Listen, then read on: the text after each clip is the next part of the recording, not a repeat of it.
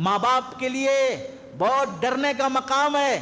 بڑھاپے کے وقت پوری زندگی حج بھی کرتے رہے, عمرے کرتے رہے, تہجد پڑھتے رہے, ذکر سورہ بقرہ کی تلاوت کرتے رہے, قرآن پڑھتے رہے, دین کے تقاضوں پہ چلتے رہے, فکروں میں جڑے رہے. بڑھاپے کے وقت یہ خیال کیا بیٹوں کو زیادہ ملے, بیٹیوں کو کم ملے, اس واسطے مرنے سے پہلے ایسے طریقے سے تقسیم کر دینا چاہ رہا ہے اپنی زندگی میں ہی, یا وصیت کرنا چاہ رہا اپنی زندگی میں ہی کہ بیٹیوں کو کم بیٹوں کو زیادہ ملے, یا بیٹیوں کو ملے ہی نہ برائے نام ملے. اب تو ایسے حجام بھی مارکیٹ میں آ گئے ہیں دینداری کے نام پر, دین جاننے کے نام پر, دینی حلقوں کے نام پر آ گئے ہیں کہ اب تو جنہیں مسائل بتانے کا اختیار ہی نہیں تھا وہ روزے, زکوٰۃ, وضو کے مسائل نہیں, میراث کے مسائل بیان کرنے لگے ہیں. جنہیں وضو کے مسائل بھی بولنے کی اجازت نہیں تھی, نماز کے مسائل بولنے کی اجازت نہیں تھی, وہ میراث کے مسائل بولنے لگے ہیں. اور یہ بولتے ہیں کہ نہیں, زندگی میں اگر دے دینا چاہیں تو بیٹیوں کو دیے بغیر پورا بیٹوں کو بھی دے سکتے ہیں. کبھی پوچھا مفتی صاحب سے زندگی میں تقسیم کرنے کا حکم کیا ہے؟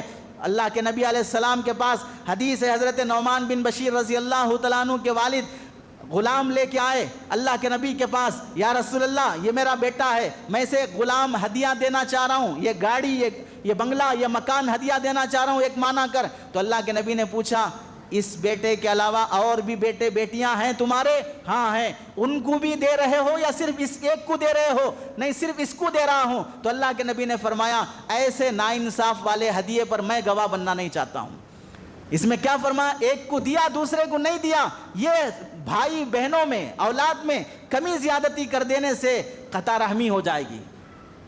تم مر کے چلے جاؤ گے, بعد میں یہ بھائی یہ بہنیں آپس میں سوچیں گے ہمارا باپ اچھا تو تھا لیکن مرنے سے پہلے ہماری پوری پراپرٹی ہمارے بھائیوں کو دے کے چلے گئے. کیا ہم پیدا نہیں ہوئے ان سے؟ ہم بیٹیاں نہیں ہیں ان کی؟ یہ جو دے کے مرنے کے بعد بیٹیاں اپنے بھائیوں سے رشتہ توڑ لیں گی, اپنے اولاد کو سنائے گی, تو یہ بچے اپنے ماموں کے بارے میں سوچیں گے ہمارا ماموں یہ ماموں نہیں ہے, یہ حرام خور ہے, اس نے میری ماں کی وراثت مار کھائی ہے, میرے نانا نے اس کو وراثت پوری دے دی ہے. یہ خاندانوں میں جو دماغوں میں بیٹھا جائے گا. مرنے کے وقت اگر بیٹیوں کو محروم کرنے کی نیت سے یہ پلان بنایا جا رہا ہے کہ بھئی بیٹوں کو دے دو, یہ زمین ان کے نام, یہ گھر ان کے نام, یہ پراپرٹی ان کے نام. اب بیٹیوں کو شادی میں خرچ کر دیا نا بہت سارا, شادی صرف بیٹیوں کی کیا ہے, بیٹوں کی نہیں کیا ہے. پڑھائی صرف بیٹیوں کی کیا ہے, بیٹوں کو نہیں پڑھائی میں خرچ کیا ہے. محروم کرنے کی نیت سے اگر بیٹوں کو دیتے ہو تو کسی بھی مفتی صاحب سے پوچھ لو, کسی کو محروم کرنے کی نیت سے اگر میں زندگی میں وراثت تقسیم کرتا ہوں تو یہ کام ثواب کا ہے کہ گناہ کا ہے؟